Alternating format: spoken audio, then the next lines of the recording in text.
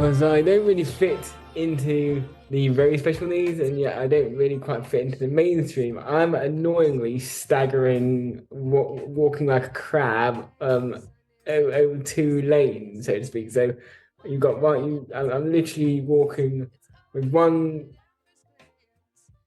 with one leg with oncoming traffic coming towards me, and the other leg going the other way. So I'm effectively my own category, which there's nothing wrong with that, but it's a bit annoying when you don't quite fit there and you don't quite fit here. But then again, why would you want to fit anywhere? You're not a bloody cube.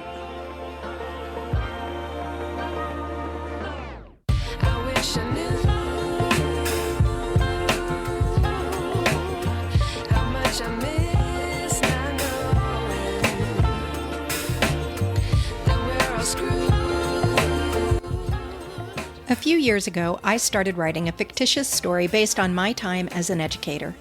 It is called Taught, and the story was partially inspired out of anger and frustration fueled by burnout. Okay, actually it was more than partially inspired by anger and frustration. But Taught has also become a vehicle for me to tell what I thought at the time, and in some ways continue to think, was and is the real story of teaching. I now realize that my perspective is not everyone's perspective, but there are some pieces of Taught that resonated with many educators. This podcast is an extension of that story, and I, a former teacher, will interview other educators asking them to share how they really feel about the current state of education. Why are so many teachers burn out? Why are so many, like me, leaving the field? We likely won't solve any problems or come up with any solutions, but we can create a community of voices that maybe begin the conversation around how educators can take back teaching. I'm Melissa LaFour. Welcome to Taught, the podcast.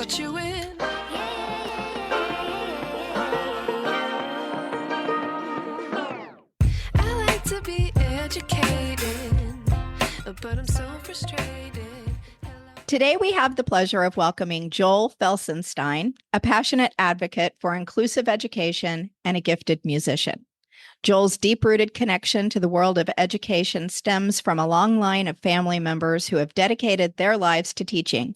As a seasoned music educator himself, Joel brings firsthand experience to the table. His unique perspective as a neurodivergent individual offers valuable insights into the challenges and opportunities within the English education system. Known for his inspiring motto, "Different, not less," Joel is committed to creating a more compassionate and inclusive world. As the founder and CEO of Rockstar X, he empowers uniquely talented individuals to reach their full potential. His work has even been recognized by Forbes, highlighting his entrepreneurial journey on the neurodivergent spectrum. In today's episode, we'll delve into Joel's experiences within the state education system and explore practical ways to recognize and nurture diverse talents. Join us as we learn how to embrace difference and create a future where everyone can thrive. Joel, thank you so much for joining the podcast today. Glad to be here. So I'm going to add in for our listeners that I shared with you that I have a cold today. So I sound a bit like, in the United States, we say you have a frog in your throat. That's exactly what it sounds like. So forgive any coughing or snorting or anything that goes on my side. So it's all me. That's not Joel doing that. All right. So Joel, this podcast is about teacher burnout, and you have several family members in the education system in England. Let's start there. Are your friends and family in education experiencing burnout? And can you tell us a bit about their experience? My family have sort of bowed out of the full-time education now. Not for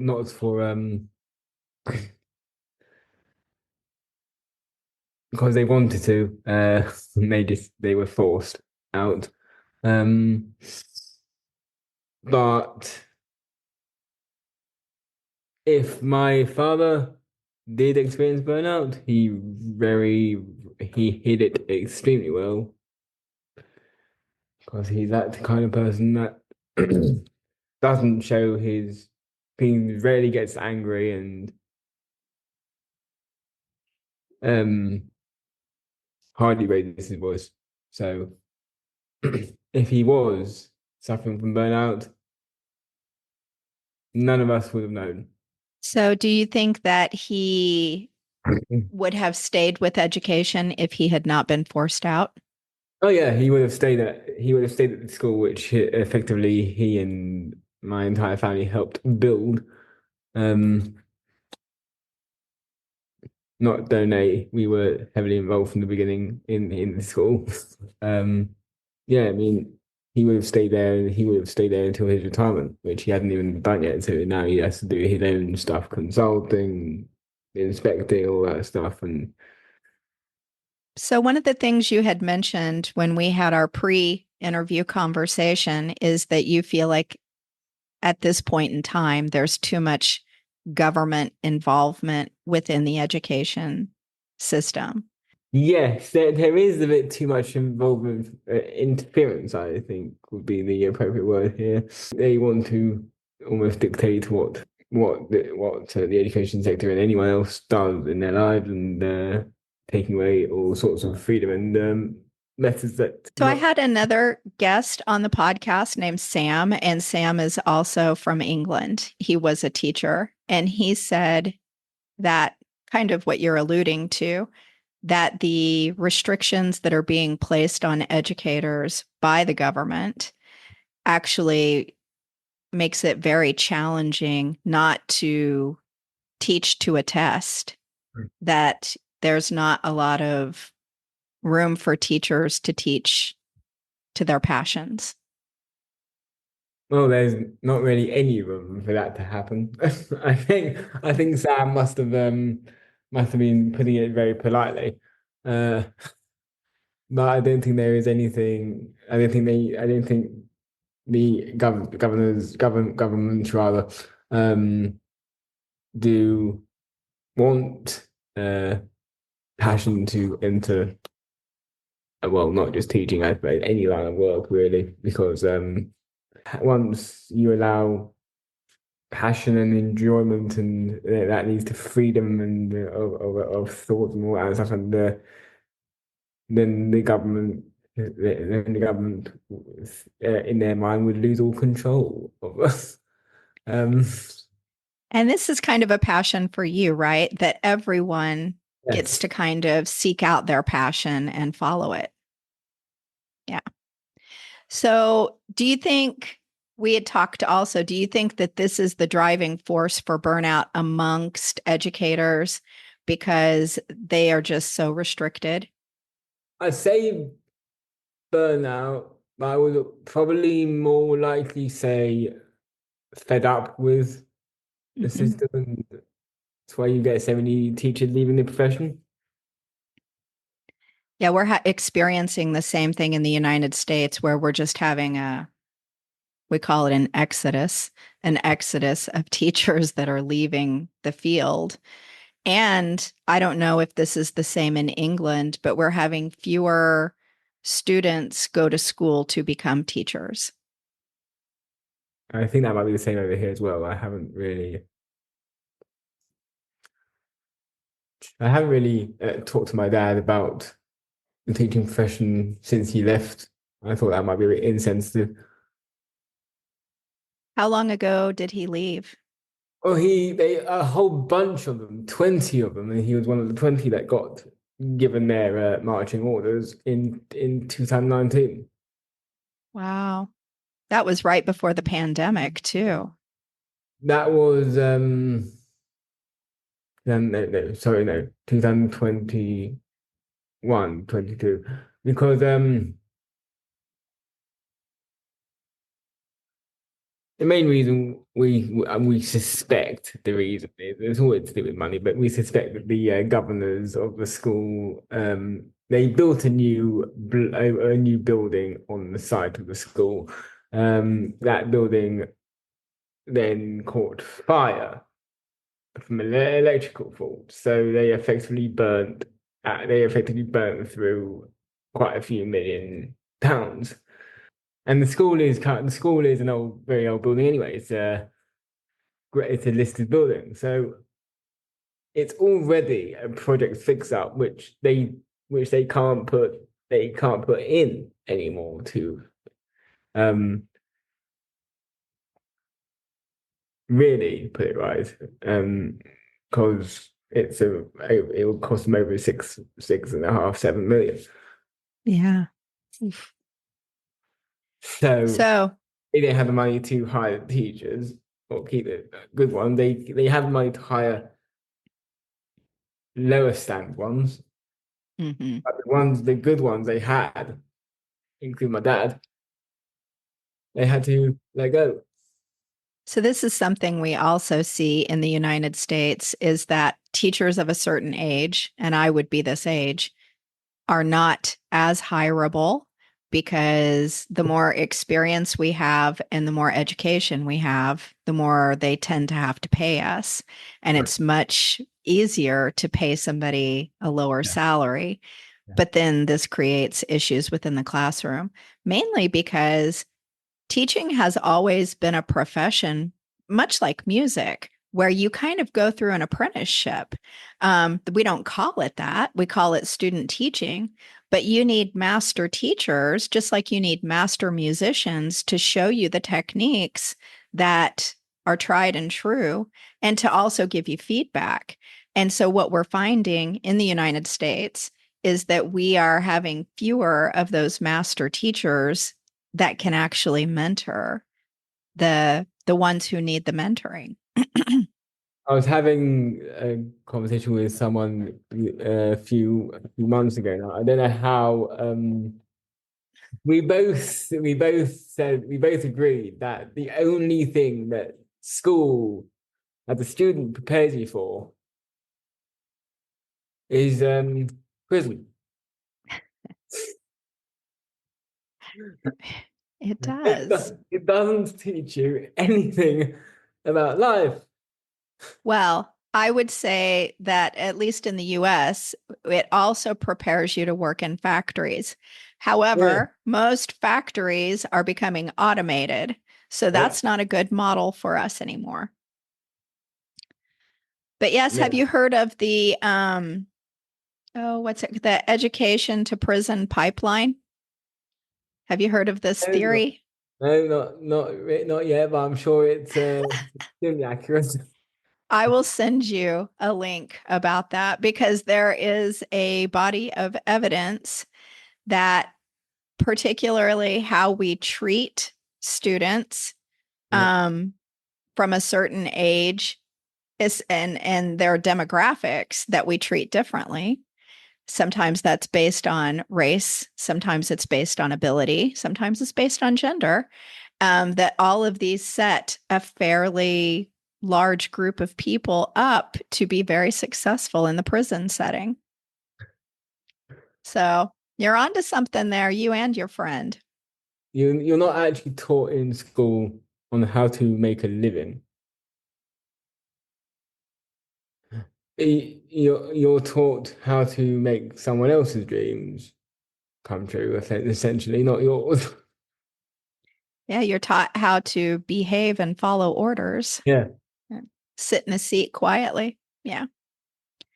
So, your experience as an educator is from the perspective of someone who gives music lessons. And some may say that this area of education is more immune to what we call burnout because you have some ability to control your student population and the hours that you work. Do you think this is true, or is this also an area where people who are teaching music lessons are becoming frustrated and feeling the burn of burnout? Well, I think if you're teaching music lessons in particularly schools, you're not just you're not you can't control who you're teaching. That is true. That is true. So whether you get any teaching done or whether you're just shouting yourself hoarse for the class to quiet down and listen, by the time that happens, the lesson's over and you taught nothing.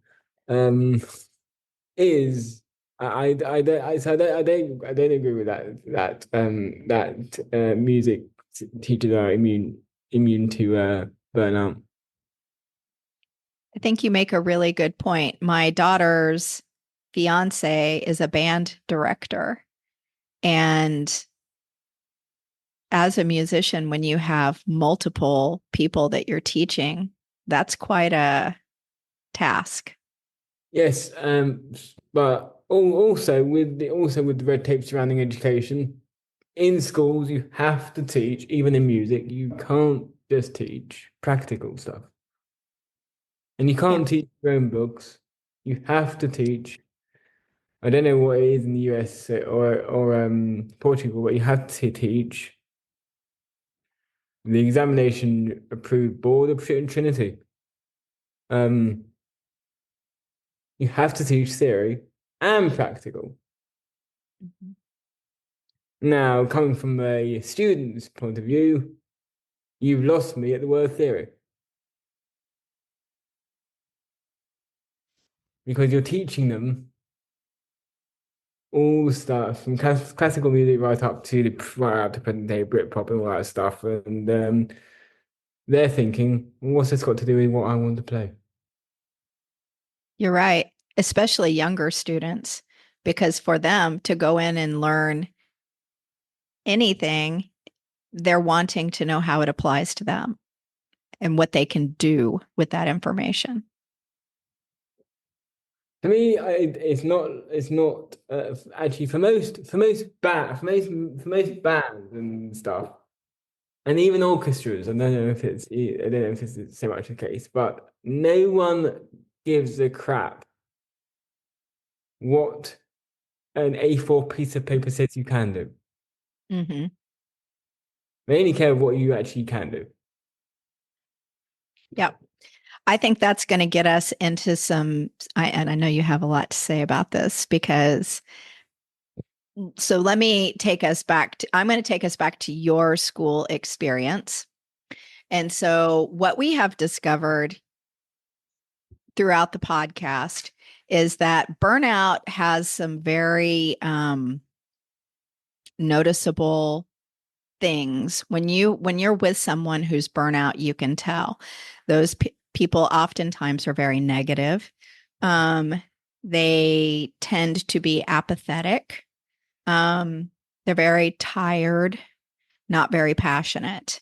So, would you say during your experience as a student in the state system, you encountered educators that were burned out? And what I was the went, I went, impact? I went through 4 schools Wow. Tell us about that. because none of which was equipped to with a proper education unit for people like me.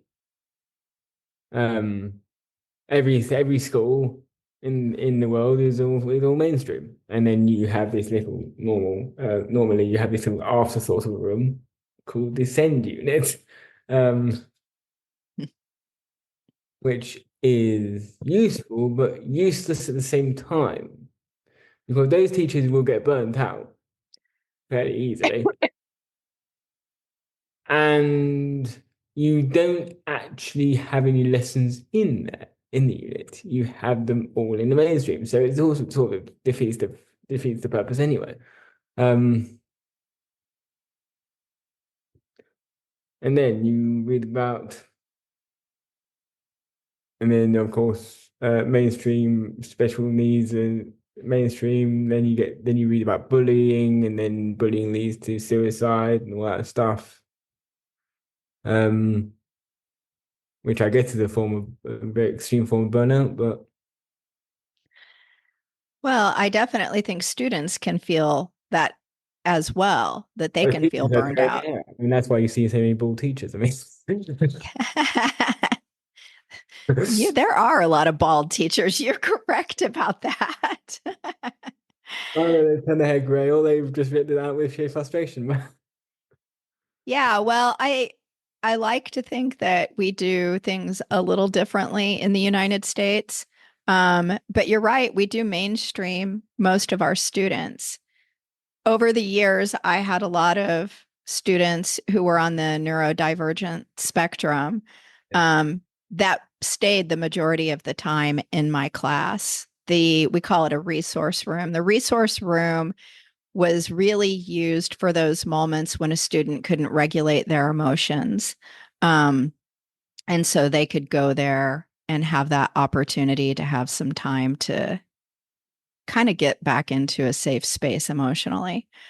However, I do think that all educators need to make accommodations for all students. Yeah. In the United States, we have individualized education plans, and we call those IEPs. And my last couple of years teaching, I had a friend say to me, before this is all said and done, every kiddo that comes through the door is going to have an IEP.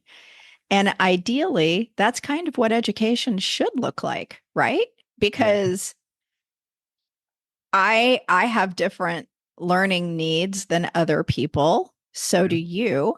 We're not going to get the material the same way. And I feel my personal opinion is that, especially primary school, is to give those foundational building blocks. We're all going to have to learn to add and subtract. We're all going to have to learn how to read. But when Yeah. you get up into year 5, year 6, year 7, at that point, I really feel like students begin to find their passions and the things that they enjoy. And this sit 45 kids in a room and put a book in front of everyone doesn't work so well for them. No, I didn't. I don't go. I don't think any kid thinks, why on earth would I need to go to a gigantic library to read a book when we can just listen to audio versions on our phones? And other ways of actually listening, and you can still learn what words are even without reading by listening to them. That's true. May not be able to spell them correctly, but you will be able to certainly know what they are. Well, I think this speaks to kind of what you were saying. If you have a very high aversion to reading, oftentimes as educators, we need to sit down and think about what is the learning objective here. And if a student has those building blocks, if they understand the alphabet, they understand how that works in their language, and they understand that these words put together make meaningful communication happen. And then their preference is to get their information through the auditory process. Those options definitely need to be available to them. And I also would say this goes for writing as well. Over the years, I have found I have a high population of students that had creative genius, but to sit down and actually physically write things out was an arduous task for them. So those things aren't challenging to make accommodations for in our current technological world. But the only obstacle that stands in that way is the red tape.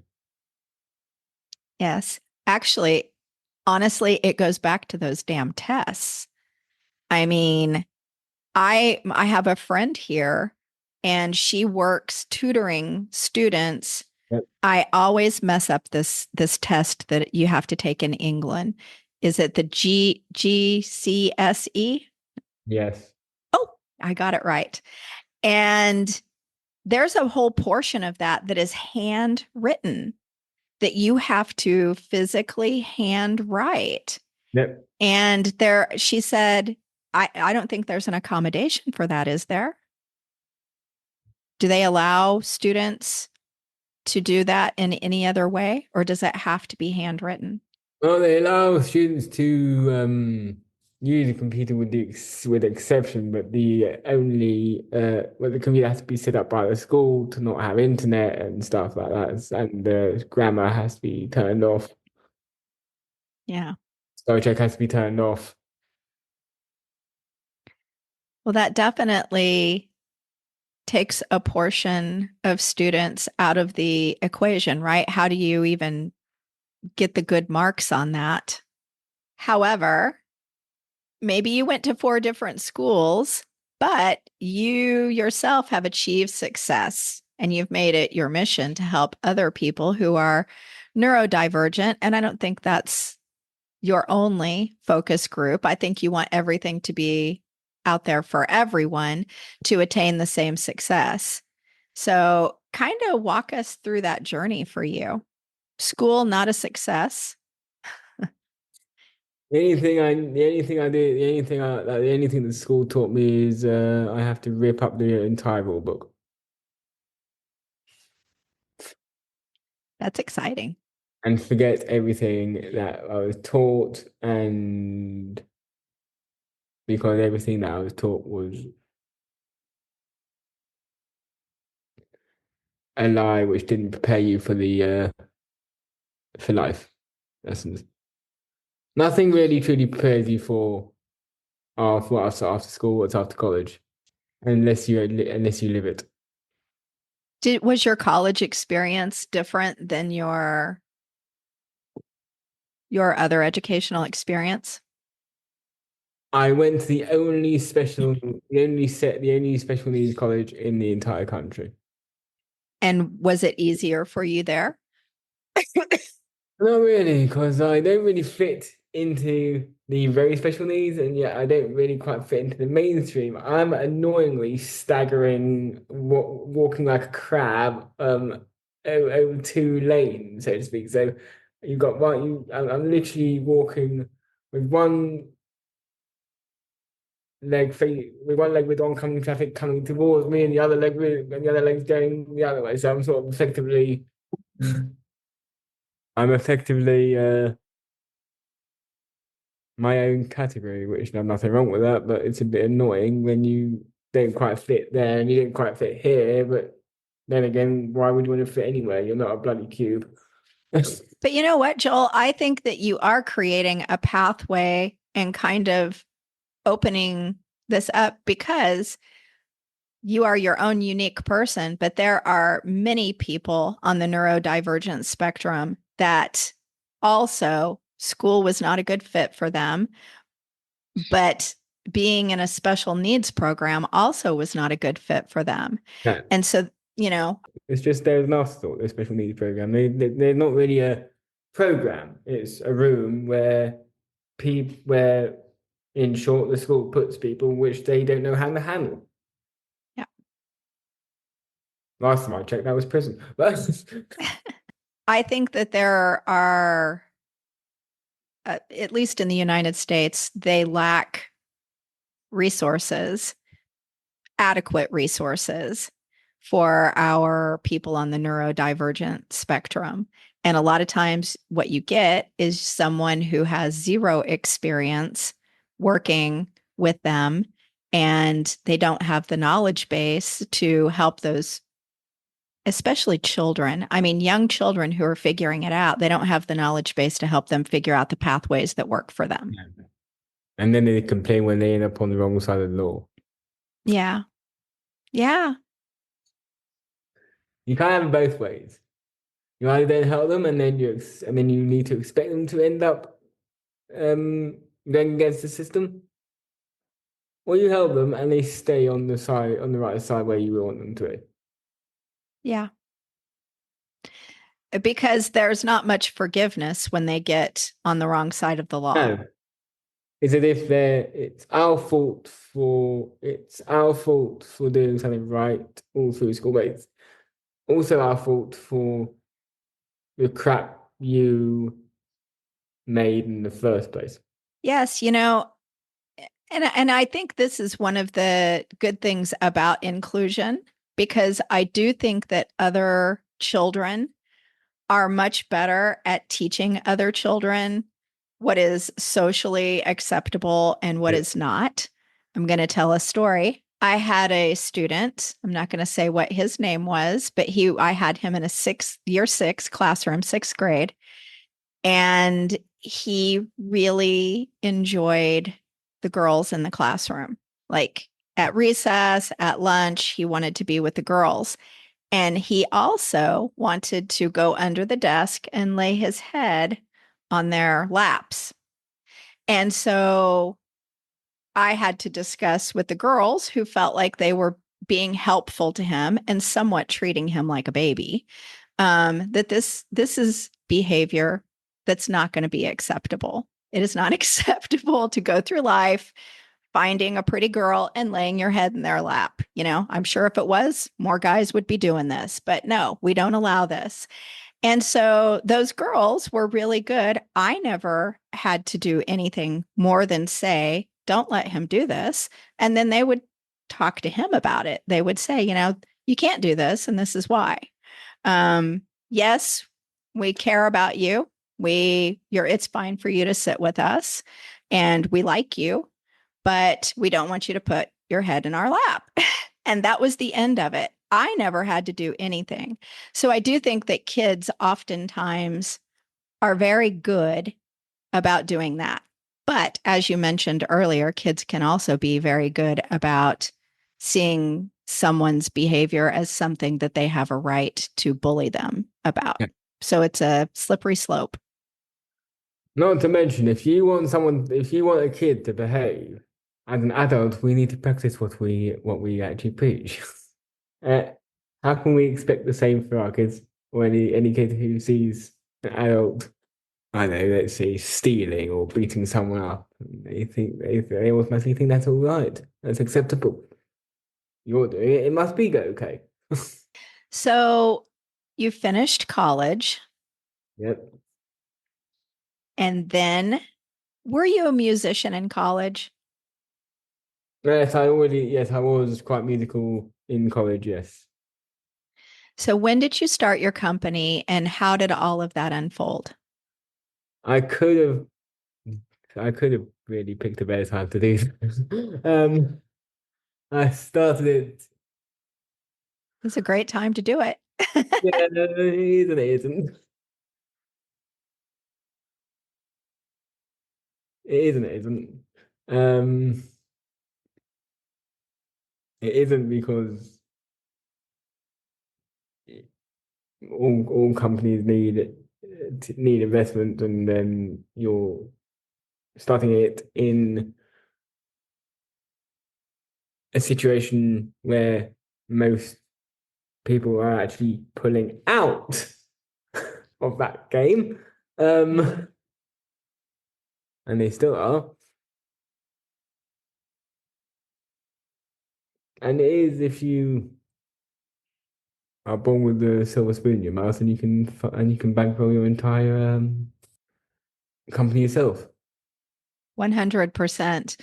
I have people ask me all the time how much money I make on the podcast because they're like, oh, I think I want to do a podcast. I'm like, I make zero money. I actually spend money on my podcast. So if somebody, I'm hoping one day I get paid for doing this, but there are many ways we can get paid. Get paid in one of the obvious ways is affiliate marketing.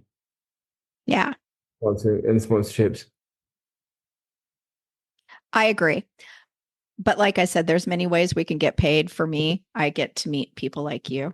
And I think that's pretty good payment. I enjoy talking to people about education. And then all over the world to speak everywhere. Yeah. And you have quite a few followers. So I do want to take a moment and mention that I will link all of your projects in today's show notes so that people know how to get in touch with you, and how to follow you and kind of follow your journey, because your journey was more than so. Let's unpack the company a little bit. Your company is about connecting with other people who are very talented. You have a podcast that you do as well. And it is about connecting people on the neurodivergent spectrum and empowering them to pursue their dreams like you have. Is that correct? Yes. So at this point, how many followers do you have? On LinkedIn, my personal one, or Either one. on LinkedIn, this is coming from. I've had LinkedIn since 2009 because I was at the stage of ladies are interesting, so every single social media platform is a dating website. No, it's not.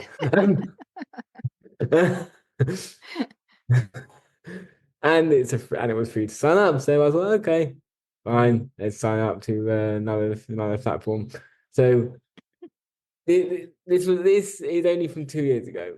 So before I was actively using LinkedIn in the right way, um, I I was only on about 30 or something people that I actually knew of, friends. I thought it was just another Facebook, another Tinder, and um. But now I've got over 5,000 connections and 6,000 followers. I've only been using it for 2 years, properly. Yeah. The company itself has got over 1,200 followers on that page. Yeah, because I, of course, researched you. And you also have subscribers on your YouTube channel. Yes. So, like I said, I'll link all of that. And That that may be monetized by next year as well. very nice. I will send monetizing vibes to you. You've had some very interesting people connect with you, though, via your company as well as via your music. So let's start with your music first. Tell us about some of the people that have connected with you, come on your podcast, because they're quite well known. Well, I've only had one well-known person on the musical podcast. Well, he might not be well-known, but the band certainly is. Because he's only 10 years older than me. That's scary. But no, he made his own social media. I reached out to him on Facebook. Ironically, Mike Truscott, current drummer for Wishbone Ash. Um, I guess you could say progressive rock band. I'm not entirely sure what they are. In terms of your company, what connections have you made there? I've had people completely unknown people, just my general connections on LinkedIn on the show. Most have been in the education sector as well, ranting and raving about why on earth that system is broken. As I've had no regular my general connections, and then recently well, not recently. 1 year ago, I had not many people outside the US would probably know him, but I had Blaine Bartlett on my podcast at one point during the time, and he'd become a very close friend. Oh, nice. Well, one thing I noticed as I went through and I began researching you is that you are making waves in this area. You're Yeah, making waves as a musician, and you're making waves as someone on the neurodivergent spectrum who is saying, we need to think outside the box. We've got talented human beings here that are being written off and not given time to showcase their talents. And of course, I've watched a few of your episodes, and the guy that I'm like, I want to talk to him. I don't remember his name. I'm terrible with names, but he was a burnout specialist. He's a burnout specialist. And I'm like, I've got to talk to him at some point. So you're getting people from all walks of life that are wanting to just kind of support you on your journey. And I think that's really cool. Yeah, I would really love, because I know for a fact he is dyslexic. I would love Richard Branson. Oh, sorry, Sir Richard Branson. I still have respect for him. He's not giving me any reason not to respect him yet. So I'm plenty So, have, but so that's your top interview you would like to do is Sir Richard Branson. yeah, I mean he's dyslexic and he does suffer a lot of neurodiverse community as well.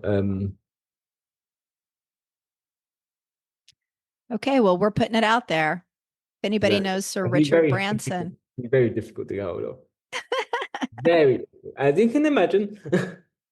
oh, I can. I'm right there with you. That is kind of what I was going to be expecting the challenge to be uh when I contacted the Wishbone Astronomer. I was expecting that kind of level of lack of response, so to speak. Yes, well, I understand because I contact everyone who's if I use an article or something for part of my research, or if I use a song or I reference something, I always contact the people or attempt to. But I would say I probably get 5% of those people ever respond to me at all. And when they do, I'm always shocked. Yeah, especially when they do it themselves as opposed to their team.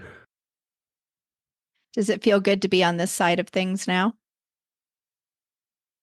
Yes, but I wish it came earlier. I wish I didn't really I wish I really didn't care when I was about 10 or 12 years younger, in my 20s, and then I had this idea back then, and then, yeah. Well, let me ask you this. What are your recommendations for educators, and actually it could be anyone listening, on how we can help accomplish your goal to foster creativity in the workplaces, schools, how we can encourage individuals to not have to mask and promote a culture where creative minds can thrive? Now, I would say completely ignore the rule book, but then you get fired. But if anyone has watched, and if anyone hasn't watched School of Rock, what the heck is the matter with you? Great movie. But yes, exactly, and even more great play. Um, Great musical, sorry. But for those of you who haven't watched School of Rock, A, I strongly recommend you do, and B, I believe that Jack Black was on the right path.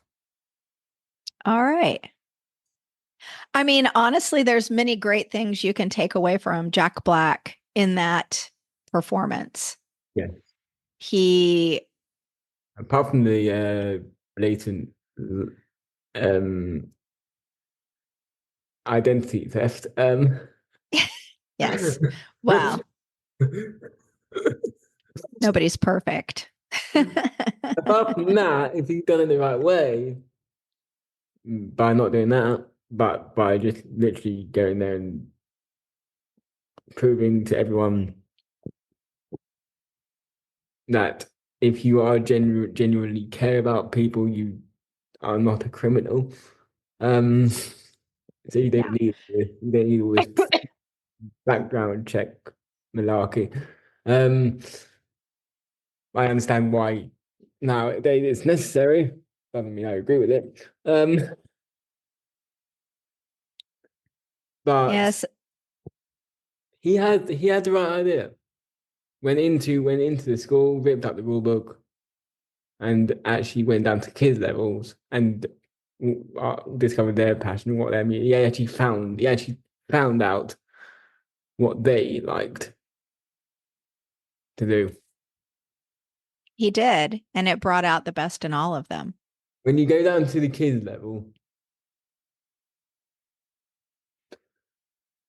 you would eventually be bringing them up to your level, but You don't want to bring them up to your level when they're kids here. They are not adults, and they need to be understood as such. So why do we waste 13 years in the UK? I don't know what it's like in the US, but 13 years in the UK, um, trying to bring the students up to our level. Yes. That's a really different way of looking at education. And I've never thought of it that way. How we are expecting the students to rise to what we understand rather than And the role model which you tend to produce. And best advice I can give teachers, which doesn't actually break the rules at all in the slightest. If you want to keep your job, if you want students to come to your level, treat the situation like as if you're adopting a stray animal for the first time. When they first come into the classroom and notice a whole bunch of students and a whole bunch of new people, they're not going to be very warm or wanting to come up to you and say hello. And if they are, some of them are, yeah. But uh, and introduce themselves and their entire life history. No, much like a dog or any animal really that's being adopted by a new family, having lived in the pound um, for a while, would likely to retreat and be more reluctant to come to school, let alone learn anything. If we are too not heavy-handed, that's heavy, yeah, well, it's sort of similar to the environment. So what I did with an example, my dog is, yeah, I brought him home. I did not look at him. I did look at him, but I didn't look at him I didn't stare at him, and then I turned away. He came to me. You want your students to come to you. right. And if you continue to effectively chase them, you aren't going to get anywhere. You're going to get resentment, and then they will start acting out. I can tell you any behavior issues that I have seen almost always come down to a power struggle, Yep. where somebody feels like their power's being taken away. Rip up the rule book, but do it right and for the right reasons. Go down to the students level and find out what interests them. Yep. I think you've given us some really valuable insight. You are my first person from the neurodivergent community to come on and do the podcast, and I hope not my last one. I have had a lot of special education teachers come on the podcast, though, and I think that this is something that needs to change probably in the world. Nobody comes out of the womb knowing everything. And oftentimes, at least in the US, people are so afraid to ask for help. And I feel like teachers need to be helping each other and sharing their experiences. And you coming on here and sharing your experience as a student in that setting can do nothing but help us all be better teachers and better people who deal with all populations. Is there anything else you want to talk about before we end today? One other piece of advice I would give to teachers and experts, particularly around special needs. We are not all the same. Don't treat us like we are. And if you want to find out what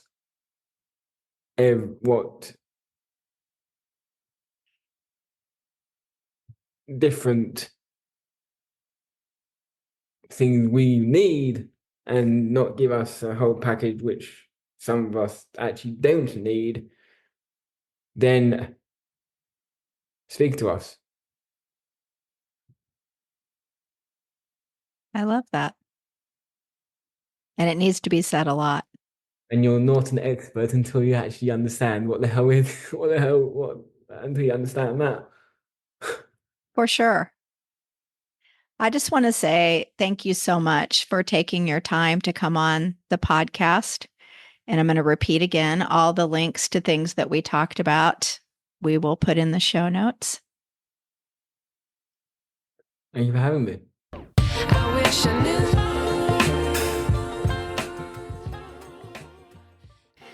Today's episode was produced and edited by me. The theme music is by Otis McDonald featuring Joni Inez. But I'm so frustrated. If you know someone who might enjoy these conversations, please share the podcast episodes as much and as often as you can. It's as simple as copying the link you use to access today's episode and sending it in a message or sharing it on social media. I'm a small independent operation, and your shares broaden our audience. Perhaps you or someone you know will be inspired to talk about teacher burnout. If you would like to get your voice on my podcast, contact me via the link on my webpage, taught.buzzsprout.com. Coach, speaker, and author Rashid Ogunlaro said, "It may take many voices for people to hear the same message." Join me in being one of the many voices rising up to get the message out around educator burnout. This is Melissa LaFleur. Thank you for listening to Taught, the podcast.